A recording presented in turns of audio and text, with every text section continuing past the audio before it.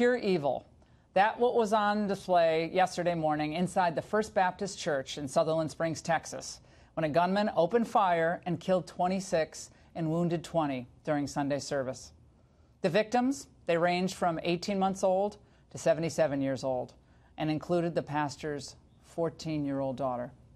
The killer, 26-year-old Devin Patrick Kelly, I don't even want to use his name, began shooting with an AR-15 style rifle around 11:30 a.m., 30 minutes after the service began. Kelly then entered the sanctuary and gunned down his victims, many at point-blank range. Authorities collected hundreds of shell casings from the church and 15 empty magazines that held 30 rounds each. Joining us now to shed light on this horrific story from Sutherland Springs, Mike Jordan, whose son witnessed the attack and who's close friends with the man who confronted this killer and likely prevented more carnage. And from Houston, Texas's Attorney General, Ken Paxton. Mike, let's talk to you first. Your son, who came face-to-face with the killer, is so distraught. I mean, he was originally scheduled to join us tonight, and I don't blame him one bit for being too distraught and too, frankly, just don't want to deal with this anymore. So thank you, sir, for joining us. Please tell us how he is coping and what he has told you about what he came face-to-face with. Well, he's coping with it. It's difficult. A lot of his friends, people that he's known all of his life, died in this tragedy yesterday. And we've been interviewed, one interview after another, and he's just to the point after going to the vigil that was, here in Sutherland Springs earlier, he's to the breaking point. I mean, he narrowly dodged 3 bullets that went through his house, and my grandson, his son, was in the house like 4 feet away from one of the bullets that came through their wall, so he's out of it. He's coping with it, but he'll be okay, but it's going to take some time. Did he go into the church at all himself? He did after the shooter had been, after the shooter actually was engaged by another person and left the scene. My son has some medical training. He did go into the church to try to help, do what he could, to help the wounded, anybody he could help. And I know I saw him in one interview where he said, I can't even verbalize what I saw. That's how bad and grisly it was. And the victims, very young to very old. Oh, yeah.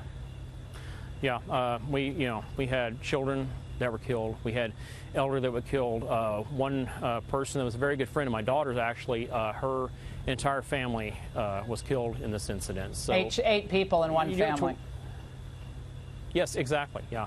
And, to walk in and see that and to know after the effect that he saw that, find out later that these people are people he knew, people that him and my daughter grew up with. It's really hard to deal with. It really is.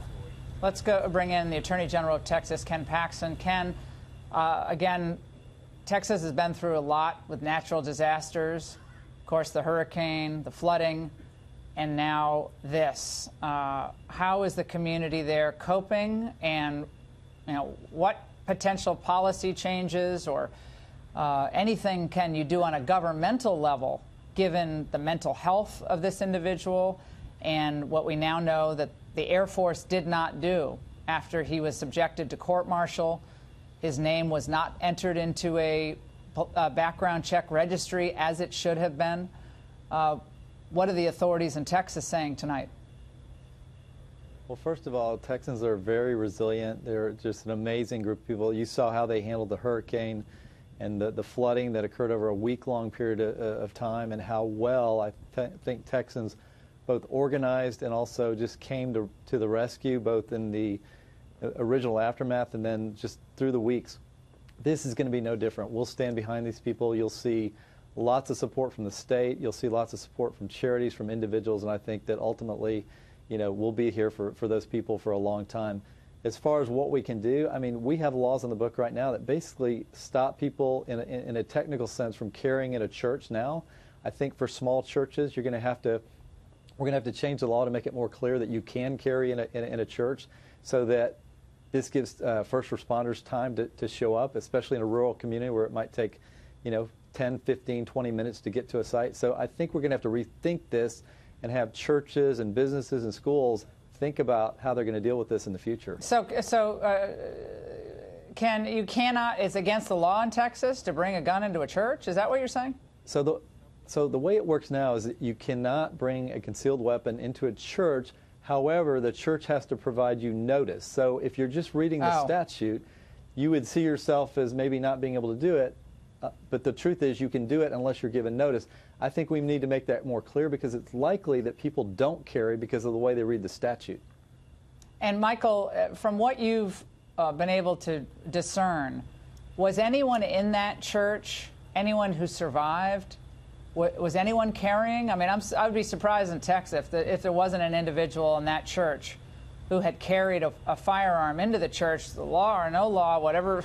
That's a kind of an odd law, but I mean, they were hit from behind, so they had no chance to react, even if they had a gun. Maybe they had tactical weapons training, but I mean, it's pretty hard to react when you're being shot at from behind. Well, one of the points here, there was a individual that my son knew personally. Normally he carries, but small town like this, people show up to church, they disarm, leave their guns in the car, because you don't expect something like this to happen.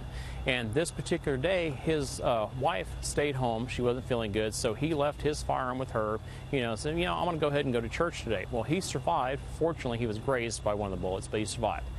And as he put it, what if this was the day that he didn't leave that firearm at home? What if he did take it with him? What if he did conceal while he was in that church? I mean, yes, you have a psycho shooting from the outside in, but think about that. If you have one person on the inside that is armed to return fire, it may not have stopped people from dying, but it would have stopped that many people from dying. It would have been a distraction. It would have got the guy's attention that, hey, somebody's shooting at me, what do I do now? Well, Mike, what the left, the American left is saying, many in the left are saying, is that Republicans have blood on their hands because they're bought and paid for by the NRA. That's what they're saying tonight. Really? Well, that's amazing because the NRA has lots of great programs for children. They teach, firearm training. The NRA, Republicans, no one's responsible for this, and the left keeps putting blame. Let me put it this way. Today, a very good friend of mine yesterday, a very good friend of mine engaged the shooter with his AR-15. He ran from his home to the shooting site, less than a block from the house here. He engaged the shooter with his AR-15, and he shot the guy. We know for a fact he shot him at least 2 to 3 times. It stopped the guy. It stopped him. From that point, the shooter then ran, got in his vehicle. My friend shot him again. They pursued, and later down the road, after a chase, the guy crashed, and that was the end of it. But we think about it this way. Yes, we lost 20. Right now, the count is 26 people that we lost yesterday in this tragedy.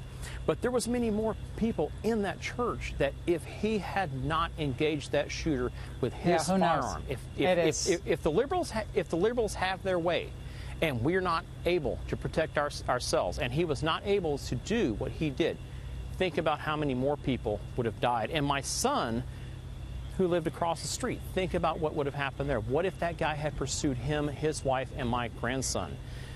The tragedy could have been twice as bad. Mike and Ken, thank you so much for joining us, both of you.